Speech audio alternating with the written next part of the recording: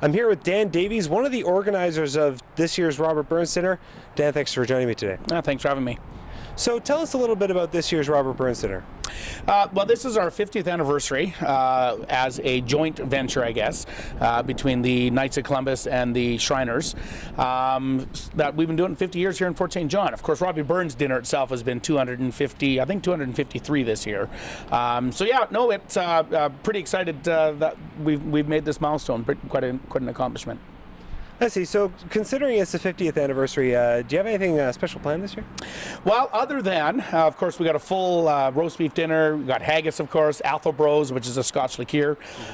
We have our usual entertainment of the Rotary Pipe Band's going to be performing. We got the Highland dancers that'll be performing. We got some speeches, some poetry being read. I guess one of the big things that we will be doing different, obviously, there's some people that are coming up from out of town that haven't attended a Robbie Burns Dinner in quite some time. We have Trainwreck, a live band. We've never had a live band before, so that is one difference for the entertainment for dancing. As well, we have a lot of door prizes that we're going to be giving out throughout the evening to kind of recognize, thanking people for 50 years. And a lot of people that come out to the night, they've been at all of them. Like I can look, I've been doing this is about my 25th year, and I can look around and see, those people have been here the whole time. So pretty significant.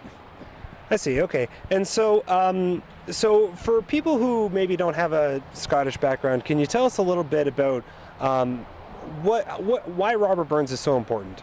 Well, I think a lot of people can trace their heritage to Scotland, in Canada, first of all. Robbie Burns himself, though, he is the patron saint of Scotland, but he's also a literary hero. Certainly myself, literacy is very important to me. He saw early on, and he came from poverty, he saw the value of literacy and what that did to him and the power that gave him to be very successful in life. And I think, he took poetry to that level and gave it to the commoners in Scotland.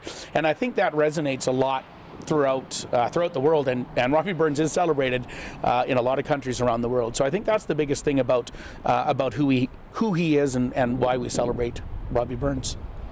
I see. Now, of course, a big centerpiece of the night is the haggis, being the typical Scottish dish. For those who haven't tried it, can you kind of explain or describe how it is?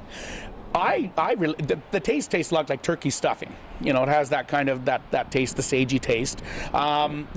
It is good. I mean, I eat it. I don't eat it year long. This is the only time I eat it is here at this event. But it is a very flavorful meat. It's made from liver, and maybe I shouldn't tell everyone, but it's made from liver and kidney, and there's oats and spices. It isn't mandatory. I know some people think, oh, I got to have haggis. No, we're not going to spoon feed you haggis.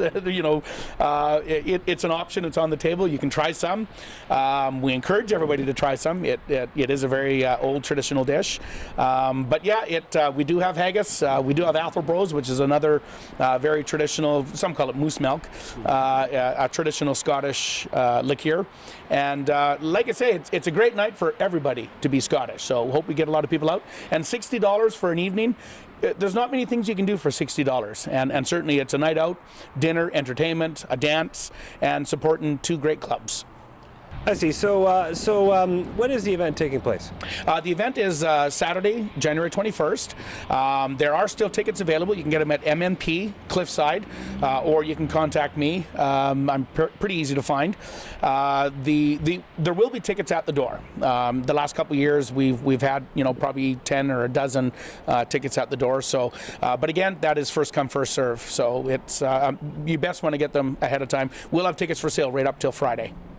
I see, and you were saying that they cost $60 a piece? Yeah, $60 a piece. Okay, what do the proceeds go to? Well, it isn't a big profit moneymaker.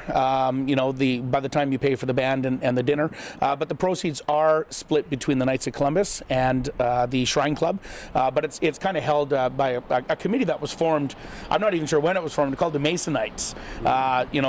Through the Masonic Lodge, which is part of the Shriners and the Knights of Columbus, and the funds usually just go right back into the evening. So, but it's held on for both of the clubs. So at the end of the day, it supports the Knights and the Shriners. I see. Okay, well, that's all the time we have for today. Dan, thanks again for joining us. Thanks very much for having me.